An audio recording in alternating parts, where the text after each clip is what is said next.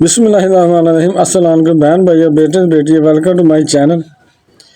آج کی ویڈیو کا عنوان ہے کہ علم لدنی کیا ہے اور کیسے حاصل ہوتا ہے۔ آپ نے سنا تو ہوگا نام علم لدنی، یعنی علم لدنی کیا ہے اور یہ کیسے حاصل ہوتا ہے۔ حضرت ابو ہریرہ رضی اللہ تعالیٰ عنہ فرماتے ہیں کہ مجھے رسول اللہ صلی اللہ علیہ وسلم سے دو طرح کے علم حاصل ہوئے۔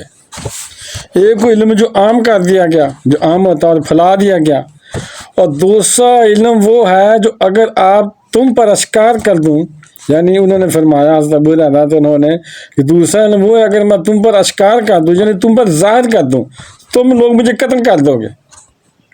آخر یہ علم کون سی ایسی قسم کا ہے کہ جس سے اشکار کرنے پر انسان قتل بھی ہو سکتا ہے۔ حضرت نظام الدین اولیاء رحمۃ اللہ نے اپنے ایک مرید کو اپنا جوتا سلوانے کی غرض سے بازار بھیجا۔ وہ مرید جب جوتا سلوانے کے لیے موچی کے پاس پہنچا تو موچی کے پاس یعنی پہلے 2-3 جوتے سلائی کے لیے پڑے ہوئے تھے، تو باری باری سلائی کرنے تھے، باری نہیں آ رہی تھی اور موچی ان کی سلائی کر رہا تھا باری باری۔ موچی نے اب جوتے پر غور کیا، جب وہ مریض جوتا ان کے پاس لایا تو موچی نے اس جوتے کو دیکھا، اس پر غور کیا تو وہ انتہائی خوبصورت تھا۔ جس پر موچی نے پوچھا کہ یہ جوتا کس کا ہے؟ نظام الدین اولیاء کے مریض نے فرمایا کہ یہ جوتا اللہ کا ہے۔ جس پر وہ موچی بہت حیران ہوا اور اس نے دوبارہ پوچھا کہ یہ جوتا کس کا ہے؟ موچی کے بار بار پوچھنے پر وہ مریض ایک ہی جواب دیتا کہ یہ جوتا رب کا ہے۔ موچی کو لگا کہ یہ انسان بار بار شریعت کے خلاف بات کر رہا ہے۔ چونکہ اس وقت شریعت کا نظام رائج تھا تو اس نے سپاہی کو بلایا۔ موچی نے سپاہی کو بلایا اور شخص کو گرفتار کروا دیا۔ سپاہی اسے وقت کے قاضی کے پاس لے گیا۔ قاضی نے گرفتاری کی وجہ پوچھی تو سپاہی نے کہا کہ یہ شخص دین کے خلاف بات کر رہا ہے، وہ یہ معمولی سے جوتے کو خدا کا جوتا بتاتا ہے۔ قاضی نے بھی یہی سوال اس شخص سے پوچھا، پھر اس شخص نے وہی جواب کیا، جواب دیا کہ جوتا اللہ کا ہے۔ قاضی نے سوچا کہ شاید یہ انسان پاگل ہے، یعنی کہ اس کا دماغی توازن ٹھیک نہیں ہے، اس کو شاہی محل میں ٹھہرایا جائے اور اس کی خاطر تواضع کی جائے، یعنی خدمت کی جائے، اور جب یہ اپنے پورے ہوش و حواس میں ہوگا تو پھر اس سے پوچھیں گے کہ جوتا کس کا ہے، تو پھر یہ صحیح جواب دے گا۔ اب شاید تھوڑا سا اس کی وہ مینٹل پان ہے اس کے پاس۔ اس رات اس شخص کی خاطر تواضع کی گئی، یعنی اس کو شاہی محل میں ٹھہرایا گیا تو اس کی خاطر تواضع کی گئی۔ اگلے دن جب وہ شخص سو کر اٹھا اور قاضی سے ملاقات ہوئی تو قاضی نے اس سے پھر پوچھا کہ وقت کیا ہوا ہے، تو اس شخص نے صحیح وقت بتا دیا۔ قاضی نے پھر پوچھا کہ میرے ہاتھ میں کیا ہے؟ اس شخص نے بتایا کہ آپ کے ہاتھ میں ایک قلم ہے۔ قاضی نے سوچا کہ یہ قلم بھی ٹھیک بتا رہا ہے اور وقت بھی ٹھیک بتا رہا ہے، اب اس سے پوچھتے ہیں کہ جوتا کس کا ہے، کیونکہ اب یہ پورے ہوش و حواس میں ہے لگتا ہے، تو آپ پوچھتے ہیں وہ صحیح جواب دے گا۔ تو پھر قاضی نے شخص سے پوچھا کہ جوتا کس کا ہے، تو پھر بھی اس شخص نے یہی کہا کہ جوتا رب کا ہے، یعنی وہ تو اپنی لکیر پر قائم تھا، اپنی بات پر قائم تھا، اسے علم جو تھا وہ سچا تھا، یہ نہیں کہ وہ غلط بتا رہا تھا، اس سے وہ اپنے اس کے پاس ثبوت تھا کہ یہ جوتا رب کا ہے۔ اس وقت نظام الدین اولیاء اپنے مریدوں کے پاس بیٹھے تھے تو اچانک ان کا دل چاہا کہ بازار کی سیر کی جائے۔ وہ بازار کی طرف نکلے تو ایک جگہ پر انہوں نے بھیڑ لگی دیکھی، یعنی رش لگا دیکھا، لوگ جمع تھے۔ پتہ کرنے پر معلوم ہوا کہ قاضی صاحب کسی الجھے ہوئے مقدمے کو سلجھانے میں مصروف ہیں، یعنی کہ مشکل مقدمہ ہے، مشکل کیس ہے جس کے لیے لوگ اکٹھے ہوئے ہیں۔ جب آپ رحمت اللہ نے پوچھا کہ یہ شخص کیوں گرفتار ہے، یعنی اس شخص کو کیوں گرفتار کیا ہے، یہ تو نہ بتایا کہ یہ میرا مرید ہے، مگر کہا کہ یہ شخص کو کیوں گرفتار کیا ہوا ہے اور کیا کہتا ہے یہ، تو قاضی صاحب نے بتایا کہ یہ کہ معمولی سے جوتے کو جیسا خدا کا جوتا بتا رہا ہے۔ جس پر حضرت نظام الدین اولیاء رحمۃ اللہ نے فرمایا کہ وہ جو کہہ رہا ہے وہ ٹھیک کہہ رہا ہے، یعنی وہ صحیح تو کہہ رہا ہے، غلط نہیں کہہ رہا۔ نظام الدین اولیاء نے فرمایا کہ آپ قرآن پاک کو غور سے پڑھیں تو اللہ تعالیٰ فرماتا ہے نا کہ کائنات، زمین و آسمان میں جو کچھ ہے سب اللہ کا ہے. تو پھر جہاں ثابت نہ ہو گیا یہ جوتا رب کا، ہر چیز اللہ کی ہے. تو جب کہنا کہ ہر چیز ہی اللہ کی ملکیت ہے تو اس ملکیت میں آپ اس جوتا کیسے نکال سکتے ہیں؟ سبحان اللہ. حضرت نظام الدین اولیاء رحمۃ اللہ نے فرمایا کہ قاضی صاحب آپ کو اس شخص کے مقام کا بالکل اندازہ نہیں ہے. یہ شخص علم لدنی سے واقف ہے.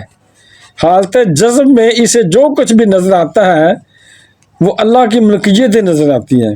وہ مجذوب سنا ہوگا نا، مجذوب سے جس لفظ نکلا جذب. یہ وہ علم حاصل کر چکا ہے کہ جس کی تلاش میں لوگ جنگل، پہاڑ، ریگستانوں میں بھٹکتے پھرتے ہیں. اس کے پاس وہ علم ہے کہ جسے اشکار کرنے کا حکم نہیں ہے، یعنی ظاہر کرنے کا حکم نہیں ہے. یہ وہ خزانہ نجاب ہے کہ جسے چھپا کر رکھا جاتا ہے. نہ ہی یہ علم کتابوں کے ذریعے پڑھایا جاتا ہے. یہ وہ علم ہے جو کسب سے نہیں، یعنی کام کرنے سے نہیں، بلکہ عطا سے ملتا ہے، کسی اللہ والے کی نگاہ سے ملتا ہے. یہ رازوں کا راز اور اسراروں کا اسرار ہے. ناظرین، آج اس ویڈیو میں آپ جان لیں گے کہ علم لدنی کیا ہے. ویڈیو پسند آئے تو اسے لائک ضرور کیجیے گا، شیئر کیجیے گا، اور اگر ابھی تک آپ نے میرے چینل کو سبسکرائب نہیں کیا تو لازمی کیجیے گا تاکہ میری آنے والی اچھی سے اچھی ویڈیوز آپ کو ملتے رہیں. ناظرین کرام، تصوف کا سب سے پیچیدہ اور پراسرار حصہ علم لدنی ہے. یہ وہ خفیہ علم ہے جو تمام انسانی تصورات اور عقل سے بالا تر ہے. ناظرین، علم کو اگر ڈیفینیشن کی جائے، یعنی علم کی اگر تعریف کی جائے، اس کی حد بندی کی جائے تو یہ دو طرح کا علم ہوتا ہے. ایک وہ علم ہے جو مدرسوں، اسکولوں، کالجوں، یونیورسٹیوں میں حاصل ہوتا ہے، اور دوسرا وہ علم ہے جو اللہ کی طرف سے ڈائریکٹ انسان کے قلب پر اترتا ہے. قلب پر نازل ہونے والے اس علم کو پوشیدہ یا علم لدنی کہا جاتا ہے. اس علم کے بارے میں نبی محترم حضور اکرم صلی اللہ علیہ وسلم کا فرمان ہے کہ یہ ایسا علم ہے جو ایک پوشیدہ چیز کی طرح ہے، یعنی خفیہ ہے.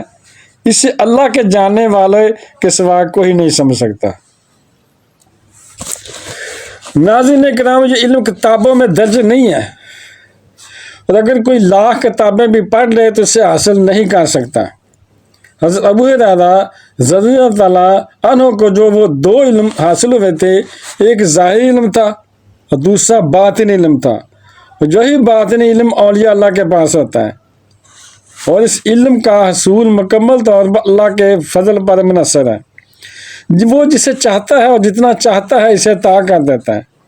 علم دنیا کا ایک قصہ قرآن پاک میں حضرت خضر علیہ السلام اور حضرت موسیٰ علیہ السلام سے بھی ملتا ہے. قرآن پاک میں اللہ تعالیٰ فرماتا ہے کہ پھر انہوں نے اپنے بندوں میں سے ایک بندہ پایا جس سے ہم نے اپنی طرف سے رحمت عطا کی اور اسے اپنا الہامی علم عطا کیا. جس شخص کو بھی علم حاصل ہوتا ہے وہ معرفت الہی تک پہنچ جاتا ہے، اور معرفت الہی کے لیے ہی انسان اس زمین پر بھیجا گیا ہے. اس دنیا میں آنے کے بعد اگر آپ نے معرفت الہی حاصل کر لی تو آپ نے اپنی زندگی کا مقصد پورا کر لیا. اور اگر معرفت الہی حاصل نہ ہوئی تو اس دنیا میں آنا یا نہ آنا ایک برابر ہے.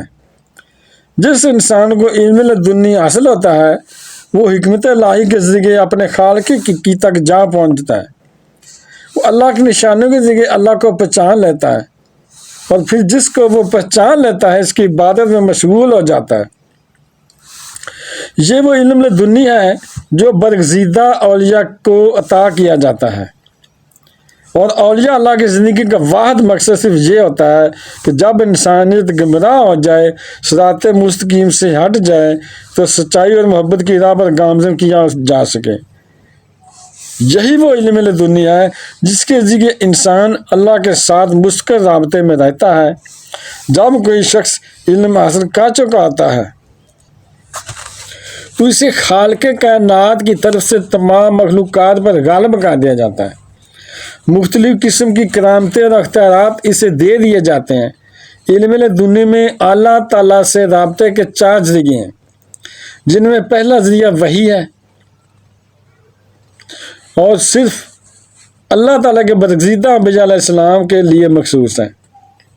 دوسرا ذریعہ الہام ہے، یہ پیغمبرانہ خواب کی ایک قسم ہے جو اللہ تعالیٰ کی طرف سے الہام ہوتی ہے۔ انسانیت کے فائدے کے لیے اللہ تعالیٰ کے خاص بندوں پر الہام کے ذریعے پیغامات بھیجے جاتے ہیں۔ تیسرا ذریعہ درجہ فراست ہے، یہ ایک ایسی طاقت ہے جو اولیاء اللہ متقی اور پرہیزگاروں کو عطا کی جاتی ہے۔ اللہ کے ساتھ رابطے کا جو چوتھا ذریعہ ہے وہ کشف ہے۔ اس کے بارے میں کہا گیا ہے کہ یہ زمین یا آسمان دونوں چیزوں کا پوشیدہ یا خفیہ علم ہے۔ یہ قرآن کریم کی بعض آیات میں پوشیدہ رکھا گیا ہے، اور اس علم کی تشریح صرف وہی لوگ کر سکتے ہیں جو اولیاء اللہ ہیں یا روحانیت کے کسی بڑے مرتبے پر فائز ہیں۔ حضرت دادا گنج بخش رحمۃ اللہ فرماتے ہیں کہ انسان کی زندگی بغیر کسی روحانی یا علم الہی کے بے ایمانی ہے۔ ناظرین، یہ علم لدنی ایک ایسا نور ہے جو دل کو منور کرتا ہے۔ اس علم کے ذریعے انسان ایسی چیزوں کو سمجھنا شروع کر دیتا ہے جن کے بارے میں کبھی اس نے سنا تھا لیکن انہیں سمجھ نہیں پایا تھا۔ یعنی سنا کرتا تھا کہ وہ چیز ایسی ہے، وہ ایسے ہے، تو وہ سوچتا تھا کہ یہ کیسی ہوتی ہے، جنہیں وہ سمجھ نہیں پاتا تھا، مگر اب وہ سمجھ پاتا جب اسے علم لدنی حاصل ہو گیا۔ ایک اور صوفی درویش کا فرمان ہے کہ یہ خاص علم اسے کبھی حاصل نہیں ہو سکتا جس میں بدعت اور غرور جیسی خصلتیں موجود ہیں۔ اس علم کو حاصل کرنے کے لیے بدعت اور غرور سے انتہائی دور رہنا ضروری ہے۔ جس طرح نبی کو حکم ہوتا ہے کہ اپنی نبوت کا اعلان کرے، اسی طرح ولی کو حکم ہوتا ہے کہ اپنی ولایت کو پوشیدہ چھپا کر رکھے۔ یعنی نبی کو تو حکم ہوتا ہے نا کہ اپنی نبوت کا اعلان کرے، پھیلا دے، مگر ولی اللہ کو جس کے پاس یہ پوشیدہ علم ہوتا ہے اسے کہنا ظاہر نہیں کرنا، چھپا کر رکھے۔ ان کو آرڈر نہیں ہے اسے اشکار کرنے کا۔ حضرت ابو ہریرہ نے فرمایا نا کہ اگر یہ میں علم لدنی آپ پر ظاہر کر دوں تو مجھے قتل کر دیں گے آپ۔ اس میں ایسی چیزیں ہیں جو ہیں حقیقی سچی ہیں، مگر لوگ سمجھتے ہیں یہ غلط ہے، اس لیے وہ لوگ قتل کر دیتے ہیں، قتل کرنے کو تیار ہو جاتے ہیں۔ جو شخص اس علم کا متلاشی ہو، اس میں مضبوط ہمت، قوت ارادی اور بردباری ہونی چاہیے کہ جب وہ آسمانی رازوں کو جان چکا ہو تو ان رازوں کی حفاظت کر سکے۔ یعنی جو اللہ نے اسے علم لدنی حاصل دے دیا، اس نے حاصل کر لیا، تو ان کی حفاظت کر سکے۔ ایسا باہمت قوت ارادی والا بندہ ہونا چاہیے۔ اللہ کے دوست اللہ کے رازدار ہوتے ہیں، جنہیں جو اللہ کے دوست ہوتے ہیں نا، جو اللہ کے ولی ہوتے ہیں رازدار ہوتے ہیں۔ اللہ کا راز کس کو دیتے نہیں ہیں، اشکار نہیں کرتے، اور رازدار اسی شخص کو بنایا جاتا ہے جس میں راز چھپانے کی طاقت موجود ہو۔ یعنی ولی وہی ہوتے ہیں، اللہ تعالیٰ اسے علم یہ دیتا ہے کہ جو چھپا سکے۔ حضرت جنید بغدادی رحمۃ اللہ فرماتے ہیں کہ ہر ہزار افسوس اس عاشق پر جو اپنے مشوق یعنی کہ اللہ کی محبت میں دیوانہ ہے، لیکن جب وہ اللہ تعالیٰ کے بے شمار راز اور خصوصی کو دیکھتا ہے تو اسے بازار کرتا ہے۔ یعنی جنید بغدادی بڑے بزرگ گزرے ہیں، اللہ تعالیٰ کے دوست گزرے ہیں، وہ فرماتے ہیں کہ لیکن جب وہ اللہ کے بے شمار رازوں کو خوبصورتی کو دیکھتا ہے، وہ کیسا آدمی ہے، جب اسے راز دیا جاتا ہے تو پھر ظاہر کر دیتا ہے، وہ بندہ ٹھیک نہیں ہے۔ یعنی کہ خالق کا راز مخلوق میں اشکار کرنا خالق کو توہین ہے۔ یعنی جو علم لدنی ہے نا، یہ کسی کو بتاتے پھریں گے نا جو خالق کی پھر توہین ہے۔ یہ اللہ تعالیٰ فرمایا کہ یہ اشکار نہیں کرنا۔ ناظرین یاد رکھیں، جب اللہ تعالیٰ کسی کو ولایت کا تاج پہنانا چاہتا ہے تو سب سے پہلے وہ اس شخص کو الہامی علم عطا کرتا ہے۔ یہ الہامی علم ظاہری اور باطنی علوم کا احاطہ کیے ہوتا ہے۔ امام شافعی رحمۃ اللہ کا قول ہے کہ اللہ تعالیٰ کسی جاہل کو کبھی دوست نہیں بناتا۔ ایک صوفی اکثر فرمایا کرتے تھے کہ تم نہیں پہنچ سکتے اللہ تک عبادتوں اور ریاضتوں کے ساتھ۔ اللہ کے راز اہل علم کے سینے میں ہے، وہ جسے چاہے عطا کر دے۔ تو علم لدنی کی تلاش میں بھی انسان کسی انسان کے پاس ہی پہنچتا ہے، یعنی انسان کے پاس ہی جاتا ہے جو اس سے اعلیٰ ہوتا ہے۔ کسی اللہ والے کی صحبت اختیار کرتا ہے۔ حضرت امام احمد محمد رحمۃ اللہ سے جب پوچھا گیا کہ انہوں نے بشر عافی کی شاگردی کیوں اختیار کی، انہوں نے جواب دیا کہ بشر عافی مجھ سے زیادہ اللہ کو جانتا ہے۔ سبحان اللہ۔ امام اعظم ابو حنیفہ سے پوچھا گیا کہ آپ نے حضرت امام جعفر صادق علیہ السلام کی شاگردی کیوں اختیار کی، انہوں نے فرمایا کہ اگر میں 2 سال امام جعفر علیہ السلام کی صحبت میں نہ گزارتا تو ہلاک ہو جاتا۔ انسان عبادت اور ذات میں کتنے بلند مرتبے پر کیوں نہ چلا جائے، عمل لدنی کے اصول کے لیے، یعنی علم لدنی کے اصول کے لیے اسے کسی نہ کسی ولی اللہ کے پاس جانا پڑتا ہے، صحبت اختیار کرنی پڑتی ہے۔ کتنا ہی بڑا علم حاصل کر لے نا تو وہ تو تکبر ہو گیا نا، کسی کے بس بندہ نہ جائے، پھر بھی علم لدنی حاصل کرنے کسی بزرگ کے پاس جانا پڑتا ہے، اس کے تابع داری کرنی پڑتی ہے، اس کی خدمت کرنی پڑتی ہے۔ اکڑ اپنی چھوڑ دے، تکبر ختم کر دے۔ پہلے بتایا کہ نا تکبر والے بندے کے پاس تو یہ علم اللہ دیتے ہیں نا اسے۔ علم لدنی روحانیت کو اپنے عروج اور کمال پر پہنچانے کا سفر ہے۔ یہ وہ علم ہے کہ جس میں انسان کی روح روشنی میں نہ آتی ہے۔ اسی علم کے ذریعے انسان ہزاروں جہانوں میں پرواز کرتا ہے۔ سبحان اللہ۔ اللہ تعالیٰ کی صفات کا مظہر بن جاتا ہے۔ ناظرین، حضور اکرم صلی اللہ علیہ وسلم کا فرمان علی شان ہے کہ میں علم کا شہر ہوں، اور حضرت علی علیہ السلام، حضرت علی رضی اللہ عنہ علم کا دروازہ ہیں، اور شہر میں داخل ہونے کے لیے انسان کی دروازے تک رسائی ضروری ہے، یعنی دروازے تک پہنچنا ضروری ہے۔ دروازے کے بغیر بندہ شہر میں داخل نہیں ہو سکتا۔ اس لیے علم کی خراج جسے بھی نصیب ہوتی ہے وہ حضرت علی علیہ السلام کے در اقدس سے نصیب ہوتی ہے۔ سبحان اللہ۔ مدینہ العلم تک پہنچنے کا سب سے بڑا ذریعہ باب مدینہ العلم خود ہے۔ حضرت علی رضی اللہ عنہ کا فرمان علی شان ہے کہ میں زمین کے راستوں سے زیادہ آسمان کے راستے جانتا ہوں۔ سبحان اللہ۔ اور روح آسمانوں کا سفر کرتی ہے۔ اس علم کے لیے خاص لوگ چنے جاتے ہیں، اور انہیں لوگوں کو جو علم حاصل عطا کیا جاتا ہے جو اس کے اہل ہوتے ہیں۔ میری دعا کہ اللہ تعالیٰ ہمیں اس خاص علم کا خوش حصہ عطا فرمائے۔ آمین ثم آمین۔ وما علینا الا البلاغ المبین۔ بہن بھائیو، بیٹے بیٹی، اگر آپ کو میری ویڈیو پسند آئی ہے اسے صدقہ جاریہ سمجھ کر آگے شیئر کر دیں، اور اگر ابھی تک آپ نے میرے چینل کو سبسکرائب نہیں کیا تو لازمی کر دیں، اور بیل کو دبا کر آل پر کلک کر دیں تاکہ میری آنے والی اچھی سے اچھی ویڈیوز آپ کو ملتی رہیں۔ چلو ملتے ہیں نیکسٹ ویڈیو میں۔ السلام علیکم، خدا حافظ۔